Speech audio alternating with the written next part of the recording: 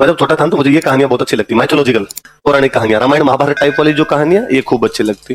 मैंने शायद रामायण 6ठी-7वीं क्लास में पढ़ा दी होगी पूरी, कि दादाजी पढ़ा करते तो उनकी आंखें थोड़ी कमजोर हो गई तो मुझे कहते पढ़ के सुना, तो पढ़ने में मजे आते, फिर समझ में नहीं आती तो मैं रुक जाता, मैं समझाओ क्या लिखा हुआ है, मैंने बोल तो दी, फिर वो सुनाते। तो अश्वमेध यज्ञ अपने पढ़े हुए कि राजा सगर ने अश्वमेध यज्ञ किया।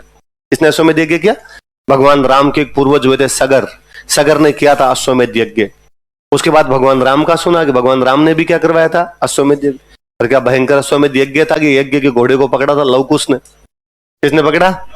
और यज्ञ घोड़े को छुड़वाने के लिए गए थे लक्ष्मण, भरत, शत्रुघ्न, सुग्रीव, अंगद, बालाजी, हनुमान जी, और उन्होंने सबको हराया, ढंग से कूटा इन सबको उन्होंने, लवकुश ने। और उस दिन वो तो राम जी को बता देते क्या चीज है, वो तो माँ सीता खुद ही बीच में आ गए थे, और माँ सीता ने कहा अरे डैडी है तुम्हारे, डैडी है क्या? ठीक रहा आपने आगे बता दिया, ना डैडी को बता देते हम लवकुश हैं क्या चीज है। तो यार ये वो यज्ञ हुआ था कि लवकुश क्या बहादुर निकले कि राम जी की सेना के सामने भी सीना तान के खड़े हो गए थे। फिर अश्वमेध यज्ञ कोई पढ़ा हमने युधिष्ठिर का कि अर्जुन और वो घोड़े के साथ में गए थे। तो अब ये माइथोलॉजी में मेरे सुने हुए थे। हिस्ट्री जब पढ़नी शुरू की तो इंडियन हिस्ट्री में पढ़ा पुष्यमित्र संघ, कि पुष्यमित्र संघ ने 2 बार अश्वमेध यज्ञ किया था, और उसके अश्वमेध यज्ञ के जो पुरोहित थे उन पुरोहित का नाम था पतंजलि। क्या नाम था? वही पतंजलि जिनके नाम से आप पेट अंदर बार करते हो। उन पतंजलि ऋषि ने 2 बार अश्वमेध यज्ञ करवाया था। कौन से राजा का? पुष्यमित्र संघ। और हम पढ़ते हैं कि जब उस यज्ञ के घोड़े को पकड़ा गया तो उसके पोते वसुमित्र गया और उसने जाके यज्ञ को घोड़ा छुड़वाया। अब राजस्थान हिस्ट्री पढ़ने लगे, मैंने पहले इंडियन पढ़ी थी फिर राजस्थान पढ़ी थी, तो जब राजस्थान पढ़ने लगे यहाँ कोचिंग में तब पता चला कि सवाई जयसिंह ने अश्वमेध यज्ञ किया था। तो अब अगला सवाल था कि फिर सवाई जयसिंह का घोड़ा कहां कहां गया, किन किन रियासतों के अंदर सवाई जयसिंह का घोड़ा घूमा। फिर उससे भी ज्यादा मेरे दिमाग में सवाल यह था कि यज्ञ का घोड़ा अपने बीकानेर की साइड में आया था कि नहीं आया था, और यदि बीकानेर की साइड में आया था तो अपने यहाँ इतना कौन बेलखना राजा था जिसने यज्ञ का घोड़ा पकड़ा ही नहीं, और यदि यज्ञ का घोड़ा नहीं पकड़ा तो क्या अपना बीकानेर जयपुर के अंडर में आता था, या और कौन कौन से इलाके थे जो जयपुर के अंडर में चले गए थे। सवालों के कोई जवाब नहीं। फिर पता चला इस यज्ञ के घोड़े को पकड़ने वाला तो कौन था? दीप सिंह। तो फिर सवाल था ये कौन है, ये कौन सी रियासत का राजा जहां पर यज्ञ का घोड़ा चला गया, पर इन सवालों के कोई जवाब नहीं। मैंने आसपास में मेरे किसी सीनियर से पूछा कि कौन था, क्या हुआ था, उनका तू पंचायती मत क्या, अगर याद कर लिया कर।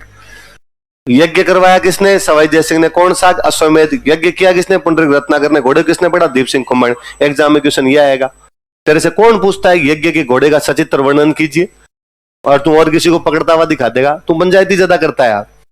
पर कई बार क्या होता है, दिमाग में कोई सवाल उठता है तो फिर वो घुमड़ता है, और अपने लगता है इसका आंसर क्यों नहीं है अपने पास, इसका आंसर क्यों नहीं है, पर नहीं मिला तो नहीं मिला।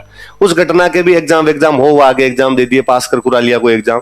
उसके 1.5 साल बाद कोई एग्जाम था नहीं, मैं एक बार फ्री बैठा था, एक राजस्थानी लिटरेचर की बुक पढ़ रहा था मैं। उस लिटरेचर की बुक में कहानी थी अश्वमेधो स्वांग। क्या कहानी थी? अश्वमेधो स्वांग। स्वांग का मतलब होता है नाटक, स्वांग का मतलब क्या होता है? तो हिंदी भी अश्वमेध का नाटक।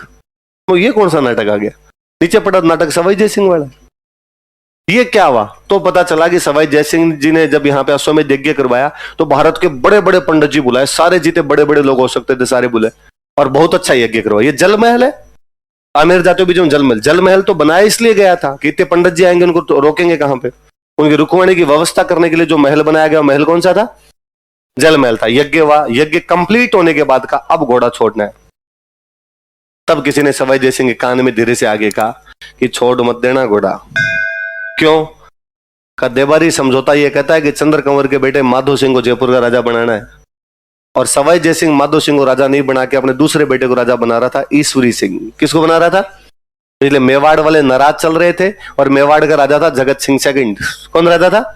मालपुरा के पास सेना लेके बैठा था, और उसने कहा इस घोड़े को आने तो दो रहे, मैं इसको मेवाड़ छोड़ो, मैं इसको जयपुर की सीमाएं क्रॉस नहीं करने दूंगा, उससे पहले पहले पकड़ूंगा मैं। इधर अभय सिंह की और सवाई जयसिंह की आपस में बनती नहीं।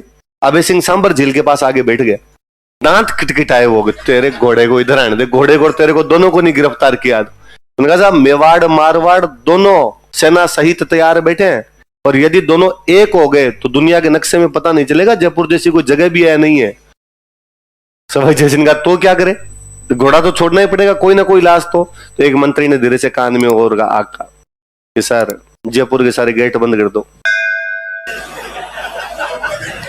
तो जयपुर के सारे गेट किए बंद और घोड़ा छोड़ दिया।